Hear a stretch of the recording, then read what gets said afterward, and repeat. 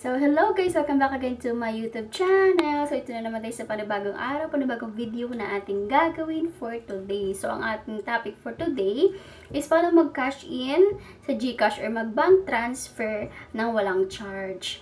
This is a new update po dun sa dati kong video kasi yung dati kong video is may charge na kay Shopee Pay. Hindi ko rin alam kay Shopee Pay bakit nag-charge na sila. Dati free lang, yun yung lagi kong ginagawa kapag nagka-cash in ako kay GCash kasi free nga lang.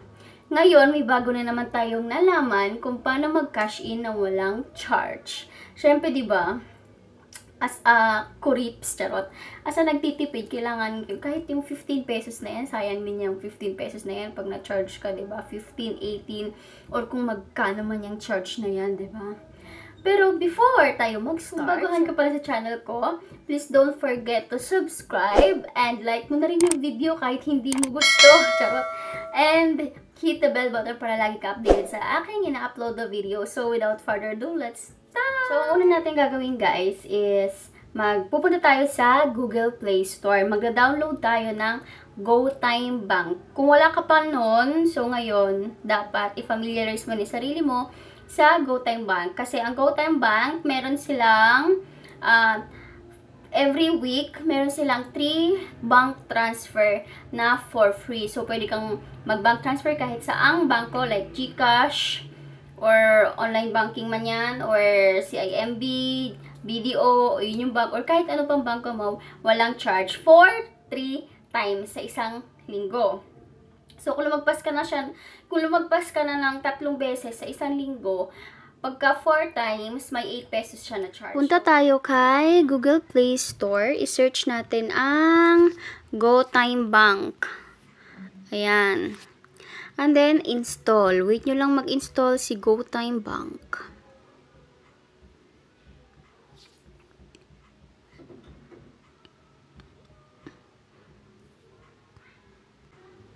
Pag na-install nyo na, i-open nyo lang.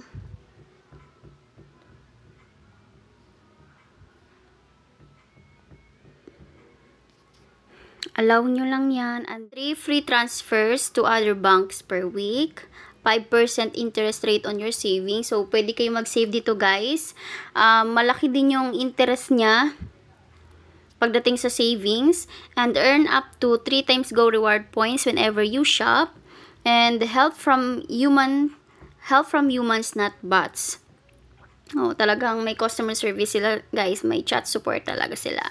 Tsaka, GoTime, marami kayong magagawa dyan. Like, mag-deposit ng pera, mag-save ng pera. Meron din silang sariling card. Makukuha mo yan kapag nag-open ka mismo ng account sa mismong Robinsons, EasyMart. Pwede ka mag-open ng account sa kanila. Ganyan. Tapos, pwede ka mag-swipe ng card mo kung may bibilhin ka. May iba, ginagamit nila ito pang purchase sa ibang bansa. Kung may bibilhin silang mga products or items sa ibang bansa, pag namamasyal sila, ganyan. So, hindi naman yun yung topic natin. Topic natin ngayon is about, diba, about bank transfers. So, tayong napapahaba ay open an account. Siyempre, are you Filipino citizen? Yes, pindutin mo lang yung yes. Are you a US citizen? No. Siyempre, next. Tapos, check mo lang.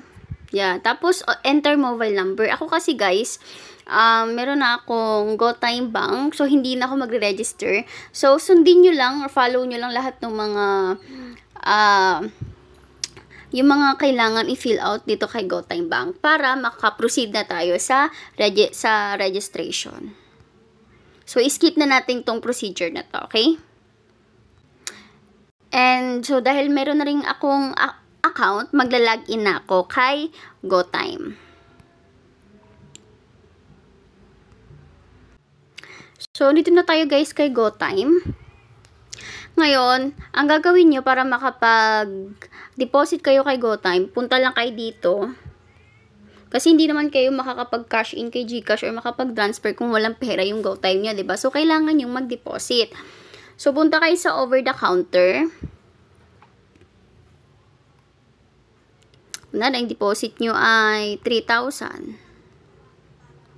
So, ako, ang lagi kong ginagawa, dahil maliliit lang naman yung cash in ko or deposit ko, at malapit ako sa South Star, nilalakad lang namin to. Nilalakad ko lang to, kaya dito ako lagi kay South Star. So, ito guys, yung mga kung saan kayo pwede mag-cash in. Kay The Marketplace, hanggang 10,000, free. Shopwise, 10,000.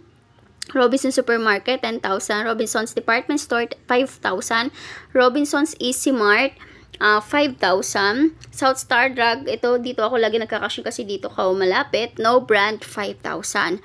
So, Robinson Handyman Inc., 2,000. Free lang yan, guys. So, like for example, gusto nyo naman yung malalaking cash in or deposit. Kunwari gusto nyo mag-savings, hindi lang mang-transfer yung gusto nyo mag-savings. Pwede kayo, guys, pwede nyo i-link yung bank account nyo. Kung meron kayong China Bank, RCBC, kung China Bank, RCBC, ang limit nyo per day is 50,000. Kung yun yung bank naman is 50,000.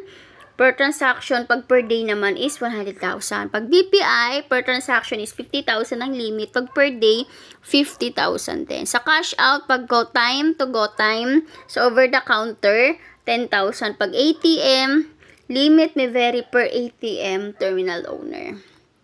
So, yan guys, yung mga, yan yung mga limit kay GoTime. Kung malalaking halaga na yung gusto nyong i-cash in natin deposit. Yun. So, paano naman kung na nakapag-deposit na kayo, magta-transfer na kayo, punta lang kayo sa send or transfer. Pag nakapag-transfer ka na before kay GoTime Bank, na nare-record niya yung, nasisave niya yung mga mga bank account na pinag-sendan mo. So, hindi mo na kailangan mag-type ng paulit-ulit. Kasi naka-save na siya. So, isi-search mo na lang. Pero kung first time mo palang mag-bank transfer dun sa isang account na yun, punta ka lang sa other banks. So, pipili ka, GCash. Ayan yung GCash. Paymaya or Maya. Yan, Paymaya or Maya. Robinsons Bank, Banque de Oro, BPI, Union Bank, andyan. Ano pa ba? CIMB. Yan. C-Bank. Oh, meron din. Halos lahat guys nandito na. So, free lang siya for 3 times. Ito USSC, ano yan? Sa Western Union na savings account. Ayan, Thrift. Ayan, may Shopee Pay din. Palawan Pay, Grab Pay, Star Pay. Andiyan na lahat. So, yun lang naman guys. I hope may natutunan kayo. And recap tayo sa video. Punta kayo kay Google Play Store. Search for GoTime Bank. Install.